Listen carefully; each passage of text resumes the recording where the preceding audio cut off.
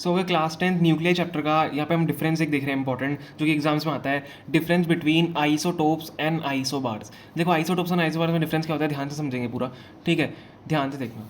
देखो आइसोटोप्स क्या होता है, these are the atoms of the same element. Isotopes क्या होता है, ये एटम्स होते हैं एक सेम एलिमेंट के। तो आइसोबार्स क्या होंगे, these are the atoms of different elements. Important point है, atom of same element and atom of different element, ये सबसे इंपॉर्टेंट पॉइंट यही है इसमें, ठीक है। अब हम बात करते हैं इसमें एटॉमिक नंबर और मास नंबर की। देखो एटॉमिक नंबर और मास नंबर आपको पता होना चाहिए।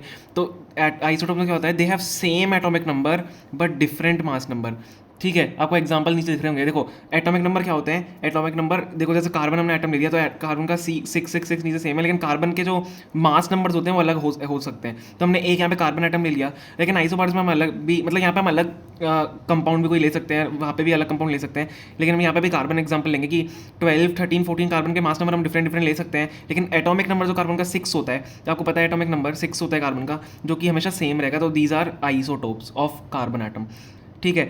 अब आइसोबार्स में देखते हैं, हैव सेम मास नंबर, उल्टा हो जाएगा। इसमें एटॉमिक नंबर सेम था, डिफरेंट मास नंबर था, लेकिन यहाँ पे सेम मास नंबर है लेकिन डिफरेंट एटॉमिक नंबर है, ठीक है। तो अब यहाँ पे देखो हमने एग्जाम्पल लिए हैं, आर्गन, पोटेशियम और कैल्शियम हमने एग्जाम्पल लिए हैं। तो आर्गन को देखो 40 40 40 तीनों में इसका मास नंबर 40 है, इसका भी मास नंबर 40 है, इसका भी मास नंबर 40 है, लेकिन जो इनके एटॉमिक नंबर होते हैं वो चेंज हो जाते हैं। ध्यान से देखो एटॉमिक नंबर्स होते हैं चेंज हो जाते हैं, क्योंकि इनके ऑब्वियसली अलग होंगे एटॉमिक नंबर।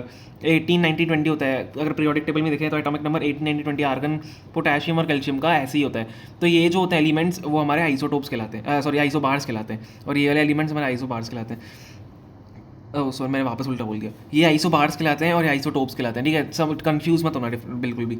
अब देखो नेक्स्ट हमारा पॉइंट क्या है, they have same number of protons. अब प्रोटॉन नंबर सेम होगा ऑब्वियसली, क्योंकि क्या है, एटॉमिक नंबर सेम है, पर यहाँ पे क्या होगा, डिफरेंट नंबर ऑफ प्रोटॉन होगा, क्योंकि एटॉमिक नंबर यहाँ पे डिफरेंट है। ये तो सिंपल सा पॉइंट था, ठीक है। सेम नंबर ऑफ प्रोटॉन्स, यहाँ पे क्या होगा, डिफरेंट नंबर ऑफ प्रोटॉन्स।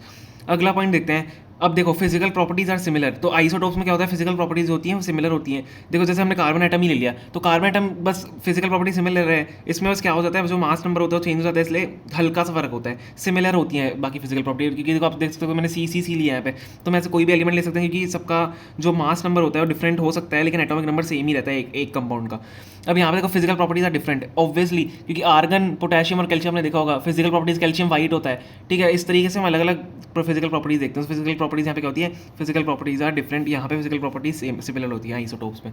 समझ में आ गया, ये हमारा डिफरेंस था, इंपॉर्टेंट क्वेश्चन है। बाकी देखो एग्जाम में इसमें 3 मार्क्स में आ सकता है, तो आप 4 पॉइंट्स लिख के आ सकते हो, या 2 मार्क्स में अगर आए तो भी आप 4 पॉइंट्स लिखो, ये इंपॉर्टेंट पॉइंट्स है, और एक साथ में एग्जाम्पल लिख देना, आपको पूरे के पूरे फुल मार्क्स मिलते हैं। Okay, thank you so much for watching. और हाँ गाइस, प्लीज़ चैनल को सब्सक्राइब कर देना, क्योंकि हमारी बहुत ज़्यादा हेल्प होती है अगर आप सब्सक्राइब करते हो, और आपकी भी हेल्प हो ही रही है, क्योंकि आप हमारे वीडियोस देखोगे गाइस, हमने और डिफरेंसेस बनाए हुए हैं और अलग इंपॉर्टेंट क्वेश्चन बनाए हुए हैं, क्योंकि प्रीवियस ईयर के लिए काफ़ी इंपॉर्टेंट है आपके बोर्ड्स के लिए। Okay, thank you so much for watching.